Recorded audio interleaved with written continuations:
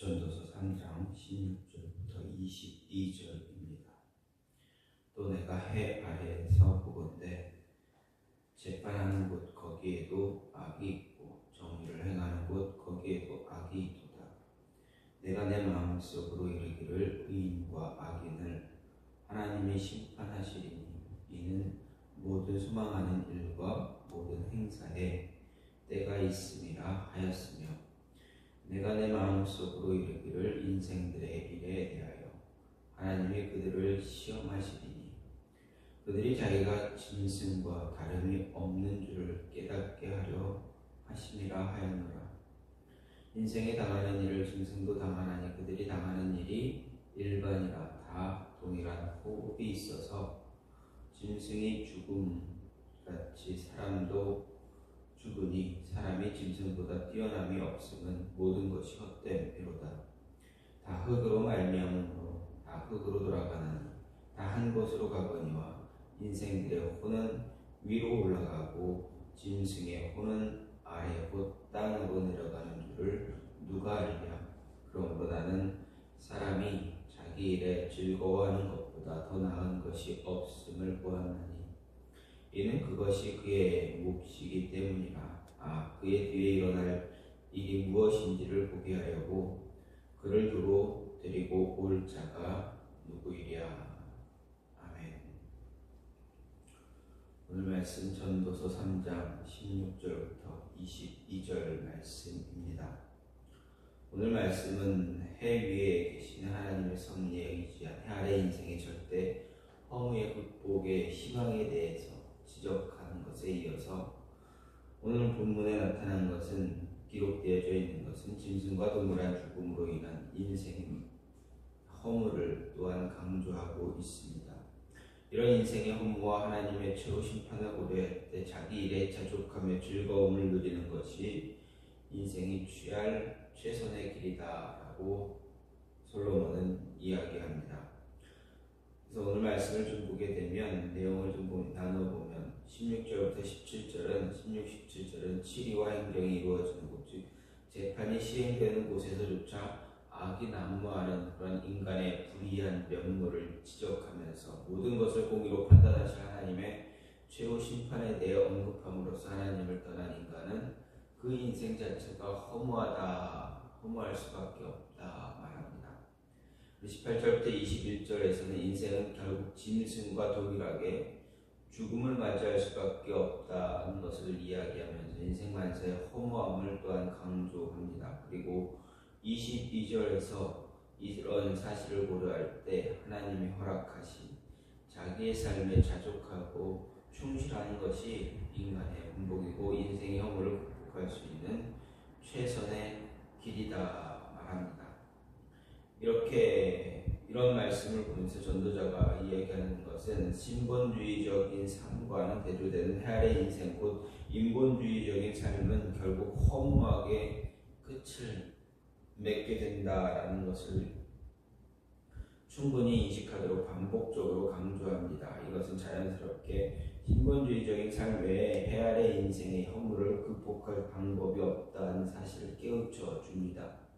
정말 해 아래의 인생은 그 마지막이 죽음으로 귀결되는 것처럼 오늘 자신의 생각과 의지에 따라 사는 사람은 결코 인생의 허무에서 자유로울 수 없다. 허무한 것과 회한 속에서 자신의 마지막을 맞이할 수밖에 없다라는 것입니다. 하지만 동일한 죽음을 맞이한다 할지라도 생명의 주로서 인생에 영원한 생명을 부여하실 수 있는 하나님의 뜻에 순종하면서 하나님의 의지에 자신의 의지를 겸허하게 복종시키는 자, 이러한 자의 삶은, 그런 인생은 허무에서 자유로울 수 있다라는 것입니다. 단지 결과에서만 아니라 과정 역시도 복되고 아름다운 것으로 세워질 것이다 라는 말씀입니다.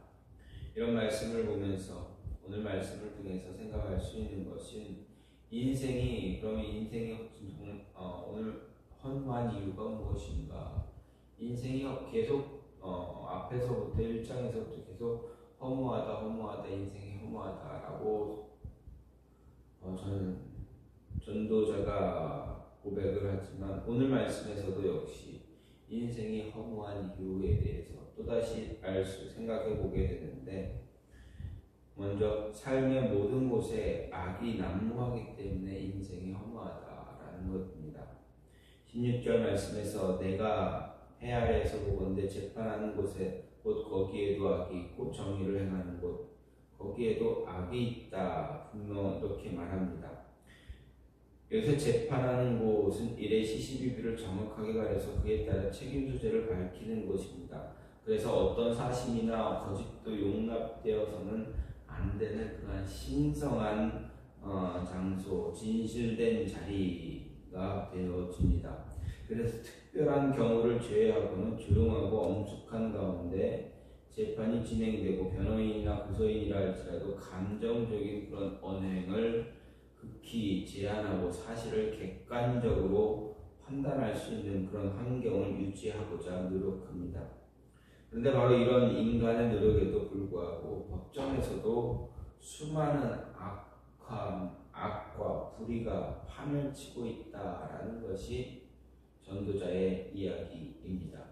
물론 이것은 국가 사법의 정의의 불완전함을 말하는 것으로 볼 수 있습니다. 하지만 여기서 솔로몬이 말하는 것은 이 세상이 본질적으로 안고 있는 죄된 그런 면모와 타락상, 부패상에 대한 고발이라 할 수 있습니다.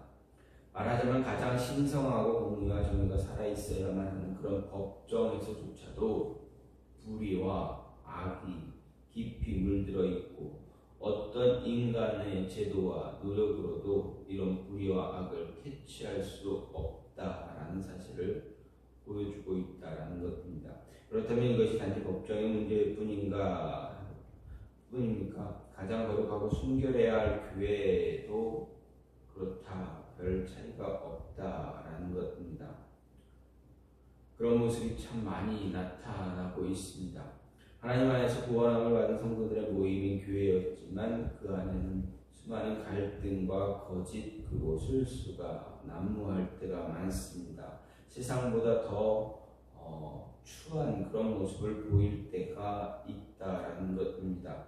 이런 모습이 우리에게 말하는 근본적인 가르침이 무엇이냐? 인간은 어느 누구도 의로울 수 없고 인간이 만들어내는 제도 또한 그와 같다라는 것을 이야기해 줍니다. 그렇습니다. 세상에는 인간의 노력과 제도로 인간의 근본적인 물음들을 해결할 수 있는 방법 결코 없습니다. 선한 것도 없고 선한 이도 찾아볼 수 없는 것이 세상이고 인간이다라는 것입니다.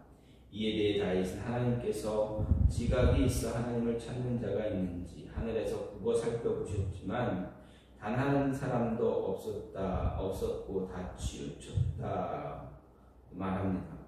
사도 바울은 그러면 어떠하니 우리는 나음이 결코 아니라 유대인이나 헬라인이나 다 죄 아래 있다, 우리가 이미 선언했다라면서 로마서 3장 9절에서 이야기합니다. 이 선언의 의미는 유대인은 율법을 가진 민족이고 헬라인은 지혜를 가진 민족입니다. 율법을 가지고서도 최고로 발전된 지혜를 가지고서도 악이 치료되지 않더라라는 그러한 이야기입니다. 그렇게 우리는 결코 나 자신의 힘만 가지고 선해질 수 없습니다. 선해질 수 있다, 구원받을 수 있다라는 생각 버려야 합니다. 가장 공정해야 하고 정의로워야 할 자리에서도 기회만 주어지면 공공연히 악을 행하는 것이 바로 사람입니다.